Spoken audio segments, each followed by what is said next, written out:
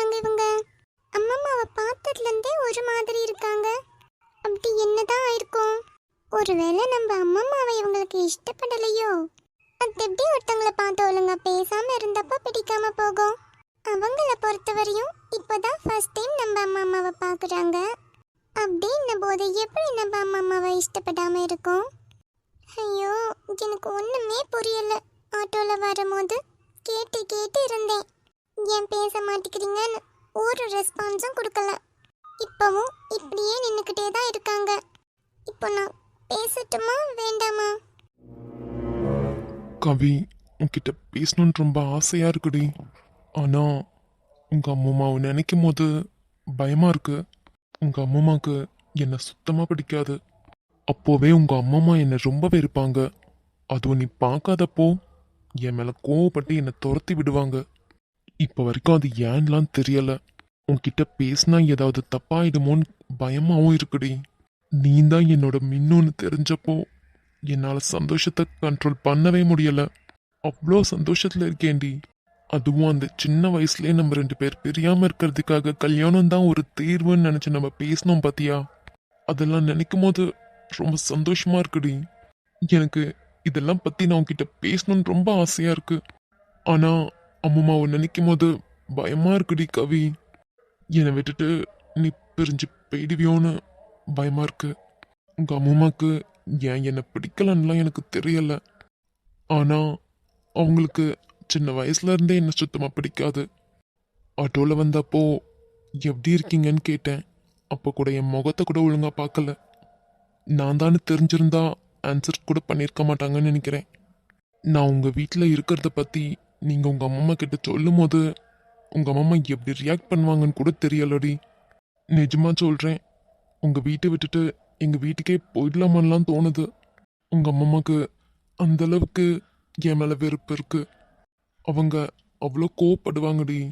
இதெல்லாம் நான் எப்படி உங்ககிட்ட சொல்லுவேன்? நான் சொன்னாலும் அதை நீ எப்படி புரிஞ்சுக்குவேன்னு கூட எனக்கு தெரியலை. நிஜமா உங்கள் அம்மா ரொம்ப நல்லவங்கன்னு நீ நினச்சிட்டு இருக்க. இதெல்லாம் சொன்னா நீ என்னதான் வெறுப்படி. நீ அந்த அளவு உங்கள் அம்மா மேலே ஸ்நேகம் வச்சிருக்க. அதே மாதிரி நான் ஒருத்தங்களை பற்றி பெட்டேன்னு தப்பா சொல்லிடவும் மாட்டேன்டி. அந்த பழக்கமே என்கிட்ட இல்லை. ஆட்டோவில் வரும்போதுலேருந்தே நீ என்கிட்ட பேசிட்டே தான் இருக்க. ஆனால் என்னால் நிம்மதியாக பேசவே முடியலை. மைண்டு ஃபுல்லாக உங்கள் அம்மா மாத்திரம்தான் ஓடிட்டுருக்காங்க. உங்கள் அம்மாவா போயிட்டாங்கடி. இல்லாட்டினா நான் அவங்கள கண்டுக்க கூட மாட்டேன். எப்போ கவி என்னோட சின்ன வயசு மீனுன்னு தெரிஞ்சுதோ அப்போலேருந்தே பல யோசனைகள் என் மைண்டில் ஓடிக்கிட்டே இருக்கு. அந்த யோசனையில் ஃபுல்லாக உங்கள் அம்மா மாத்திரம் தாண்டி இருக்காங்க. நிஜமா அதை நினச்சி நினச்சி நான் ரொம்பவே பயந்துட்டு இருக்கேன்டி. சின்ன வயசுலேயே அப்படி வெறுத்தவங்க இப்போ மட்டும் என்ன இன்னைக்கு பேசிடவா போகிறாங்க? நிஜமா ரொம்ப பயமாக இருக்குடி. ஆனால் ஒன்று மட்டும் சொல்ல வேண்டி, உன்னை மட்டும் நான் இழந்துட்டேன்னா என் உடல் நடப்போன மாத்திரம்தான். இப்படியே நின்றுக்கிட்டே இருந்தா எப்படி?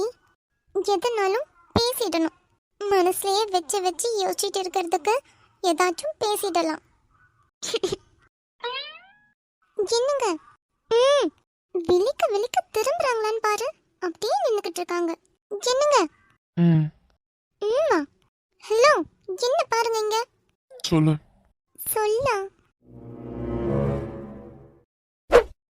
என்ன ஆச்சு உங்களுக்கு?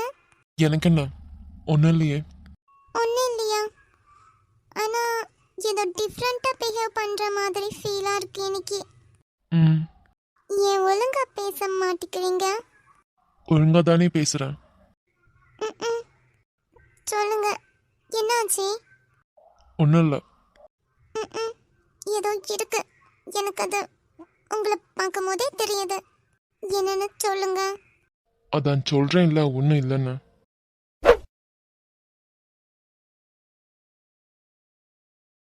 மாமா வந்துட போகிறாங்க. என்ன? மாமா வந்துட்டு போகிறாங்களா? ஆமாம். நீ போய் ஜோடி நோக்கு. வேலை பார்க்கணுமா? என்ன ஆச்சு? ஏதோ மனசுல வச்சு கஷ்டப்படாம என்கிட்ட சொல்லலாம்ல. என் மனசில் அப்படி எதுவும் நான் வச்சு கஷ்டப்படலை. நான் நம்ப மாட்டேன்.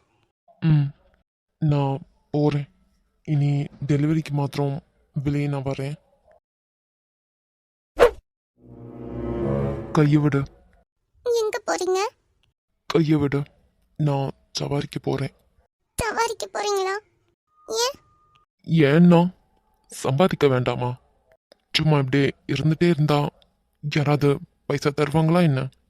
ஏன் இப்படி பேசுறீங்க? அப்படி என்ன நடந்துடுச்சு? நான் ஏதாவது தப்பு பண்ணிட்டேனா? ஐயோ என் செல்லமே, நீ என்னடி பண்ண? நான் தான் பண்ணேன். எல்லா தப்பும் நான் தான் பண்ணேன். ஏங்க, ம் எனக்கு ஒண்ணுமே புரியல. நீங்க ஏன் இப்படி இருக்கீங்க? நிஜமா நான் எதுவும் பண்ண மாதிரி ஞாபகமும் இல்ல. அப்படி தப்பி தவறி ஏதாவது தப்பு பண்ணிருந்தேனா என்ன மன்னிச்சுக்கோங்க. இப்படி பேசாம மாத்திரம் இருக்காதீங்க.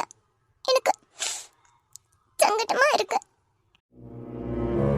ஐயோ என் செல்லமே, அழுறியாடி நீ? நீ அழுற சப்தம் கூட என்னால கேட்க முடியலடி. உன்னை விட்டுட்டு நான் எப்படி போவேன்? என்னால சத்தியமா முடியாதுடி. நிஜமா உன் பாட்டியை நினைச்சு மாத்திரம்தாண்டி உன்னை விட்டு நான் விலகி விலகி போகணும்னு நினைக்கிறேன். முடியல. எனக்கு என்ன நினைச்சு கூட அத்தனையும் வருத்தம் இல்லடி. ஒண்ணுமே தெரியாம நீ கஷ்டப்படுற பத்தியா, அதை நினைக்கும் போது தாண்டி ரொம்ப வருத்தமா இருக்கு. என்ன மன்னிச்சு கொடி செல்லமே. ஏங்க, என்ன ஒரு நிமிஷம் திரும்பி பாருங்க.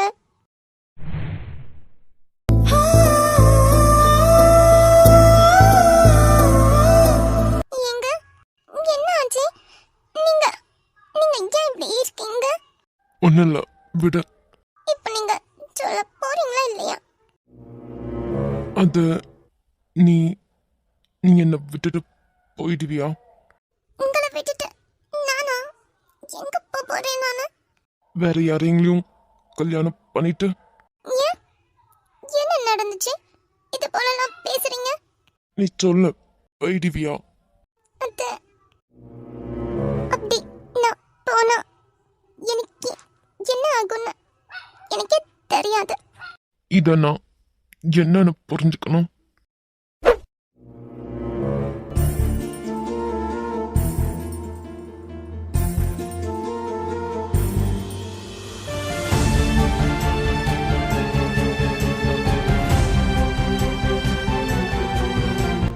நான் உங்களை ஸ்நேகிச்சுட்டு தான் இருக்கேன். இத உங்ககிட்ட சொல்லக்கூடாதுன்னா இல்ல. என்னோட சின்ன வயசு பிச்சம் யாருன்னு உங்களுக்கு தெரிய வரும்ல. அதுக்கப்புறமா நான் கண்டிப்பா சொல்லுவேன். அதுக்கு முன்னாடி என்ன ஆனாலும் சொல்லவே மாட்டேன். என் தரப்புலையும் சில ஆசைகள்லாம் இருக்கும். அதெல்லாம் எனக்கு நிறைவேறணும்னு ஆசை இருக்க கூடாதா? நீங்க திடீர்னு ஏன் இப்படி கேட்டீங்கன்னு தெரியல. ஆனா இது ஒண்ணு மாத்திரம் நான் சொல்லுவேன். நான் உங்களை சேரலன்னா நான் உயிரோட இருக்கவே மாட்டேன். என் வாழ்க்கை முழுக்க விஜய் மாத்திரம்தான் புருஷனா வேணும். வேற யாரும் என்னால நினைச்சு கூட பார்க்க முடியாது.